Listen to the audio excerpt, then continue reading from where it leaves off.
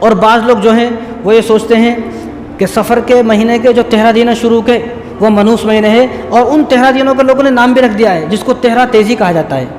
اب کسی عورت کو، جو پرانی عورتیں ہیں بڈھی، ان کو پوچھ کے دیکھو، وہ حالانکہ 12 مہینے کا نام ان کو یاد نہیں ہے، لیکن جب سفر کا مہینہ آئے گا تو 13 تیزی کے نام سے فوراً خوش ہو جائے گی، 13 تیزی کا مہینہ ہے۔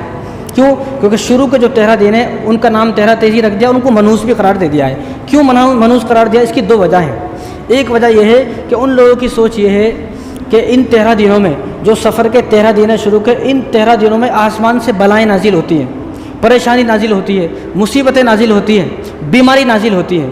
اس لیے میں تو یہ کہتا ہوں کہ آسمان سے، آپ خود بتائیں، آسمان سے تو اللہ کی رحمتیں نازل ہوتی ہیں، برکتیں نازل ہوتی ہیں، خیر نازل ہوتی ہے۔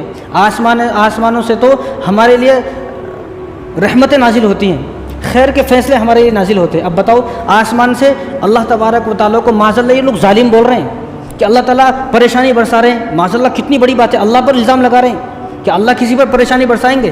اور اللہ تبارک و تعالیٰ نے صاف اعلان قرآن کریم کے اندر فرما دیا، ظہر الفساد فی البر والبحر، کہ تمہارے اوپر جو پریشانی آ رہی ہے، تمہارے گاؤں میں، ملک میں، بستی میں، اور تم پر خود پر جو پریشانی آ رہی ہے تمہاری بدعملی کی وجہ سے آ رہی ہے۔ تم نیک بن جاؤ، ساری پریشانی ختم ہو جائیں گی۔ لیکن یہ لوگ اللہ پر الزام لگا رہے ہیں، حالانکہ آسمانوں سے تو رحمتیں نازل ہوتی ہیں، برکتیں نازل ہوتی ہیں، فرشتے نازل ہوتے ہیں۔ لیکن جو آدمی یہ بولے کہ آسمانوں سے بیماری نازل ہو رہی ہے، آسمانوں سے پریشانی نازل ہو رہی ہے، تو یہ آدمی اپنی خیر بنائے، اس کے ساتھ آگے کیا ہونے والا ہے؟ یہ آدمی اللہ پر الزام لگا رہا ہے۔ تو اب کیا کرتے ہیں لوگ؟ ان 13 دنوں میں گھر سے باہر نہیں نکلتے۔ کیوں؟ کیونکہ مصیبت نازل ہوتی ہے۔ اب غلطی سے اگر میں باہر چلا گیا تو مصیبت میرے اوپر آ جائے گی۔ اب اس کو یہ پتہ نہیں ہے کہ جو چیزیں اللہ کی طرف سے نازل ہوتی ہیں ان چیزوں کے لیے چھت کی ضرورت نہیں ہے۔ ہم یہاں دعا کر رہے ہیں، اب ہم جو بول رہے ہیں یہ باتیں اللہ تک پہنچ رہی نہیں پہنچ رہی؟ یہ جو دعائیں ہیں، جو قرآن ہم پڑھ رہے ہیں، تسبیحات جو آپ پڑھ رہے ہیں، یہ آپ یہ سوچو کہ اللہ تک پہنچ رہی ہے نہیں پہنچ رہی ہے؟ حالانکہ چھت ہے بیچ میں، پھر کہیں کو پہنچ رہی ہے؟ تو معلوم ہونا چاہیے کہ اللہ کے پاس جو ہماری باتیں جائیں گی یا اللہ کی طرف سے جو رحمتیں نازل ہوں گی ان کے لیے چھت کی ضرورت نہیں ہے۔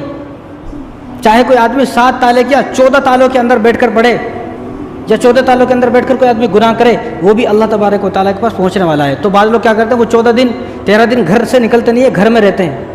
جب 13 دن ہو جاتے ہیں تو 13 تاریخ کو کیا کرتے ہیں، بعض لوگ کالے چنے ابالتے ہیں، اور کالے چنے ابال کر لوگوں کو تقسیم کرتے ہیں، تاکہ یہ چنے تقسیم کرنے کی وجہ سے جو مصیبت آئی ہے وہ مصیبت ٹل جائے۔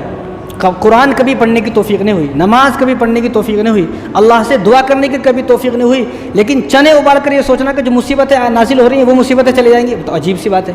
اور بعض لوگ کیا ہے، وہ آٹا لیتے ہیں، آٹے کی چھوٹی چھوٹی گولیاں بناتے ہیں، سمندر میں جاتے ہیں اور مچھلی کو ڈالتے ہیں، کیا کہ مچھلیاں کھائیں گی تو مچھلی میرے واسطے دعا کریں گی۔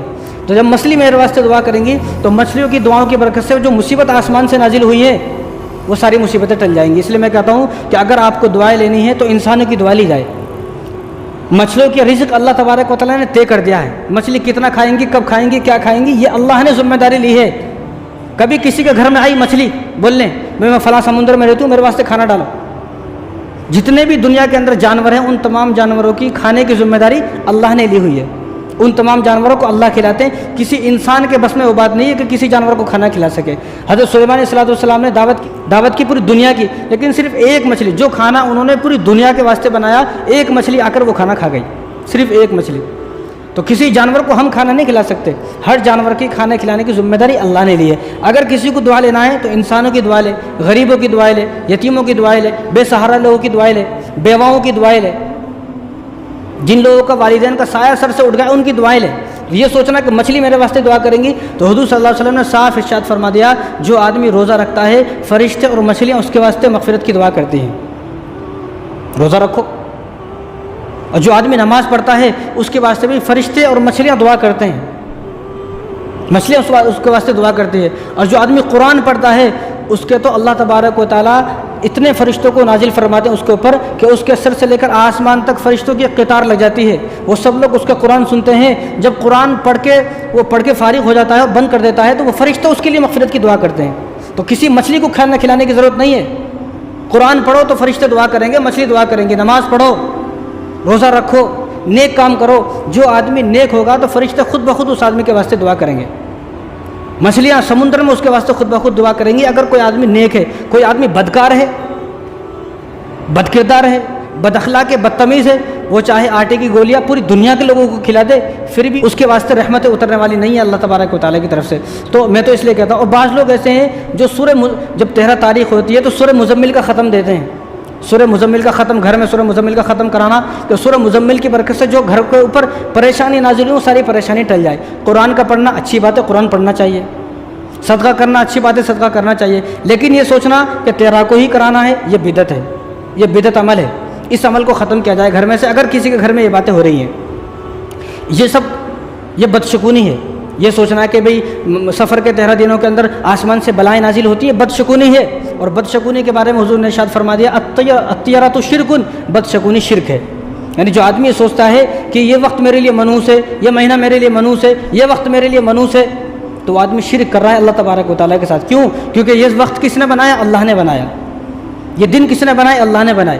اگر کوئی وقت، کوئی دن، کوئی مہینہ منحوس ہوتا تو اللہ تبارک و تعالیٰ قرآن کریم کے اندر ارشاد فرما دے کہ فلاں دن منحوس ہے، اس دن تمہیں نماز نہیں پڑھنا ہے، اس دن مسجد میں اذان نہیں ہونا ہے، اس دن مسجد کے دروازے بند رہیں گے، اس دن کوئی آدمی گھر سے باہر نہیں نکلے گا۔ یہ اللہ تبارک و تعالیٰ کی طرف سے اعلان ہوتا۔ جب اللہ نے اس بارے میں اعلان نہیں کیا تو ہمیں اس بات پر یقین بھی نہیں کرنا ہے۔